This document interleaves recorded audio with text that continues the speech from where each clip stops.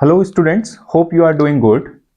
और कल हमने जो वीडियो किया था वो गॉस लॉ के ऊपर और उस पे बेस्ड कुछ क्वेश्चन किए थे। आज हम जो पढ़ने जा रहे हैं दैट इज इलेक्ट्रिक डाइपोल। तो इलेक्ट्रिक डाइपोल को समझने की कोशिश करते हैं। इलेक्ट्रिक डाइपोल एक सिस्टम है टू चार्जेस का, जहां पे हमने दो चार्जेस रखे हैं जिनका मैग्नीट्यूड इक्वल है और they are separated by a distance are. They are separated by a distance r in space. This is known as a electric dipole. Simply, system of charges, system of two charges, system of two charges, system of two charges having equal magnitude, having equal magnitude, but opposite in nature and separated by a distance, separated by a certain distance. Is it fine? अब कह रहा है कि system of two charges having equal magnitude but opposite in nature and separated by a certain distance. How? देखिए यहां पे आपके पास मान लीजिए ये माइनस क्यू चार्ज है, this is minus Q and this is plus Q. They are separated by a certain distance are, they are separated by a certain distance R. So यही हमारा क्या बनाता है? Electric dipole. यही हमारा क्या बनाता है? Electric dipole. अब इसमें सबसे इंपॉर्टेंट बात, अगर मैं यहां से एक पॉइंट ड्रॉ कर लूं, इस पॉइंट से और इस पॉइंट से प्लस क्यू की जो दूरी है दैट इज ए, और माइनस क्यू की जो दूरी है इस पॉइंट से that is a. It means r is equal to 2a। Is it fine? ऐसे लिख सकते हैं आप इसे L/2 भी लिख सकते हैं, L/2 भी लिख सकते हैं। Is it fine? आधा आधा जैसा आपको सही लगे। इट मींस जो डिस्टेंस होगी उसके आप दो इक्वल पार्ट कर देंगे तो आपका डाइपोल बनेगा। जहां पे आप जिस पॉइंट से आप डिस्टेंस को दो इक्वल हाफ्स में तोड़ रहे हैं, यही पॉइंट आपका कहलाएगा डाइपोल सेंटर। जो एक्सिस माइनस क्यू और प्लस क्यू को जोड़ रही है सेंटर से, इसको बोलते हैं डाइपोल एक्सिस। डाइपोल सेंटर से अगर एक आप वर्टिकल लाइन ऐसे ड्रॉ कर दीजिए, ये जो लाइन कहलाएगी this is known as equatorial axis. Equatorial axis. और एक जो इंपॉर्टेंट चीज यहां ध्यान में रखने वाली है कि डाइपोल में जब भी आप डाइपोल की बात करेंगे तो क्यू नेट वहां पे क्या रहेगा?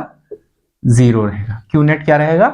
जीरो रहेगा। तो these are the some important things that you have to keep in mind जब आप इलेक्ट्रिक डाइपोल की बात कर रहे होंगे। साथ ही साथ बात करते हैं इलेक्ट्रिक डाइपोल मोमेंट की। इलेक्ट्रिक डाइपोल मोमेंट की, it is denoted by P।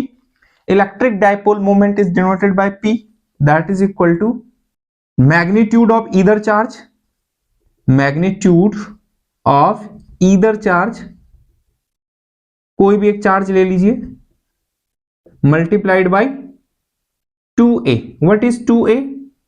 distance of separation between them, a plus a, 2a.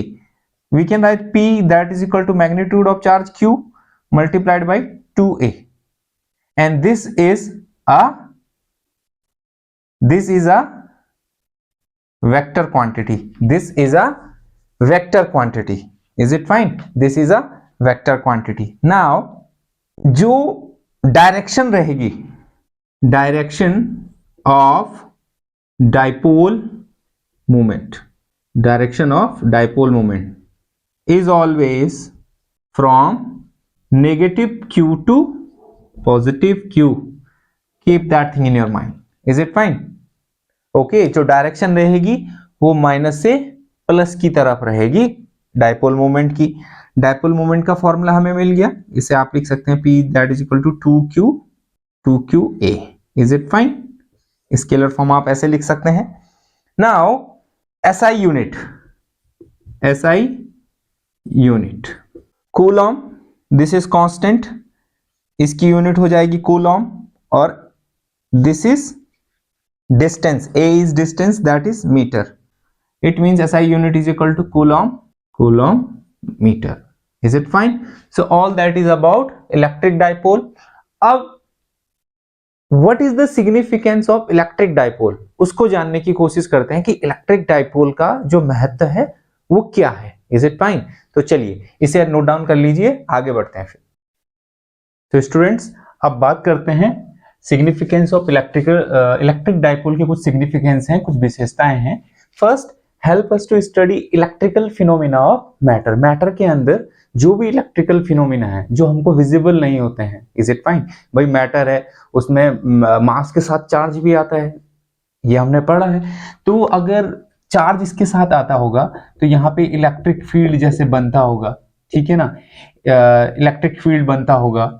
और इलेक्ट्रिकल फोर्स जो है, इलेक्ट्रिकल फोर्स कैसे लगता होगा, इलेक्ट्रिकल ब्रेकडाउन अगर होता होगा, इलेक्ट्रिकल ब्रेकडाउन अगर होता होगा तो कैसे होता होगा, ये सारी फिनोमिनाएं जो हैं हमें पता लगती हैं इलेक्ट्रिक डाइपोल से। Is it fine? कि मैटर के अंदर जो इलेक्ट्रिकल फिनोमिना है, कुछ इस प्रकार की फिनोमिना मैटर के अंदर होती हैं, तो इलेक्ट्रिक डाइपोल से हम उस चीज को समझ सकते हैं। नेक्स्ट पॉइंट क्या रहा है, measures system overall polarity. Is it fine? कि सिस्टम की पोलैरिटी कैसी है। पोलैरिटी वहां पे जनरेट होती है जहां पे इलेक्ट्रोनेगेटिविटी क्रिएट होके आती है। इलेक्ट्रोनेगेटिविटी जहां पे ज्यादा होगी तो वहां पे पोलर सबस्टांसेस बनते हैं, और जहां पे इलेक्ट्रोनेगेटिविटी न्यूट्रल रहेगी या नहीं रहेगी तो वहां पे नॉन पोलर सबस्टांसेस बनते हैं। ठीक है, सो एक्चुअल में जब हम पोलैरिटी की बात करते हैं तो ये हमको हेल्प करता है डिफरेंशिएट करने में polar and non polar bonds की। पोलर बॉन्ड्स कौन से होते हैं और नॉन पोलर बॉन्ड्स कौन से होते हैं। सो यहाँ पे मैंने कुछ डिफरेंसेस लिखे हुए हैं कि polar substances and non polar substances. भाई सबसे पहले आपको पता होना चाहिए कि पोलर सबस्टांसेस कहाँ पे बनते हैं, जहां पे इलेक्ट्रोनेगेटिविटी होती है, वहां पे पोलर सबस्टांसेस बनते हैं। Is it fine? इलेक्ट्रोनेगेटिविटी का मतलब है कि एक तरफ पॉजिटिव चार्ज है, एक तरफ नेगेटिव चार्ज है, दे आर सेपरेटेड। ये डिस्टेंस कम भी हो सकती है और ज्यादा भी हो सकती है। जब हम नॉन पोलर की बात करते हैं तो नॉन पोलर में क्या है कि जो पॉजिटिव और नेगेटिव एक दूसरे के बिल्कुल नजदीक होते हैं, इनके बीच की डिस्टेंस r 0 हो जाता है। इनके बीच का r क्या होता है, 0 होता है। इस केस में जो डाइपोल मोमेंट होता है p, वो क्या होता है, 0 रहता है। p क्या रहता है, 0 रहता है। क्वाइंसाइड हो जाते हैं। क्वाइंसाइड मींस एक दूसरे के ऊपर आ जाते हैं। एग्जाम्पल आप देख सकते हैं पोलर के केस में H2O, HCl, NH3, ठीक है, ये पोलर बॉन्ड्स बनाते हैं। नॉन पोलर में अगर आप देखेंगे CH4, CO2, H2 and O2, ये नॉन पोलर बॉन्ड्स बनाते हैं। Is it fine? Then centre of mass does not overlap. Centre of mass यानी कि जो पॉजिटिव चार्ज अगर आपके पास है उसका सेंटर ऑफ मास में कंसीडर करूं और नेगेटिव चार्ज का सेंटर ऑफ मास कंसीडर करूं तो ये एक दूसरे के ऊपर नहीं होंगे, बल्कि दे आर सेपरेटेड, उनके बीच कुछ दूरी होगी। वहीं मैं बात करता हूं सेंटर ऑफ मास क्वाइंसाइड। जब मैं बात करता हूं नॉन पोलर की, क्वाइंसाइड्स मींस कि नेगेटिव चार्ज का जो सेंटर ऑफ मास है वो पॉजिटिव के ऊपर आ जाएगा या पॉजिटिव का नेगेटिव के ऊपर ऐसे आ जाएगा, एक दूसरे के ऊपर आ जाएंगे। Is it fine? तो इस केस में जो हमारा डाइपोल रहेगा वो डाइपोल मोमेंट 0 हो जाएगा, क्योंकि उनके बीच की जो डिस्टेंस है वो 0 हो गई, एक दूसरे के ऊपर वो आ गए हैं तो डिस्टेंस 0, तो डाइपोल मोमेंट भी 0 हो जाएगा। Then having permanent dipole moment, जो हमारे पास पोलर सबस्टांसेस होते हैं उन पे जो डाइपोल मोमेंट होता है वो परमानेंट होता है। Is it fine? ऐसे नहीं कि अभी है और बाद में नहीं है। In case of non polar substances dipole moment जो होता है वो परमानेंट नहीं रहता है। डाइपोल मोमेंट जो होता है नॉन पोलर के केस में जनरेट कब होता है, induced only in the presence of electric field. जब इलेक्ट्रिक फील्ड रहेगा तभी आपका डाइपोल मोमेंट जनरेट होगा, जबकि पोलर के केस में अगर इलेक्ट्रिक फील्ड एब्सेंस भी है तब भी वहां पे आपका डाइपोल मोमेंट रहेगा। Is it fine? So for the examination point of view, कुछ पॉइंट्स हैं जो आपसे डायरेक्टली पूछे जा सकते हैं कि what are the significance of dipole moment, then you have to keep all these things in your mind, so you can just make a note of that और you can learn all these things. Is it fine? So hope so आपको आज का video पसंद आया होगा। और इसके बाद जो हम वीडियो करने जा रहे हैं that is electric field due to a dipole in an axial point and an equatorial point. जो एक्सियल पॉइंट होता है क्षैतिज अवस्था और ऊर्ध्वाधर अवस्था।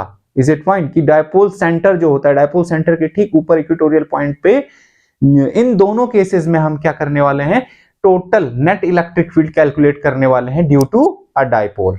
सो नेक्स्ट वीडियो में इस चीज को कवर करेंगे और होप सो आपको आज का वीडियो पसंद आया हो। वीडियो पसंद आया हो तो वीडियो को लाइक कीजिएगा, कमेंट कीजिएगा और चैनल को सब्सक्राइब कीजिएगा। Thank you very much.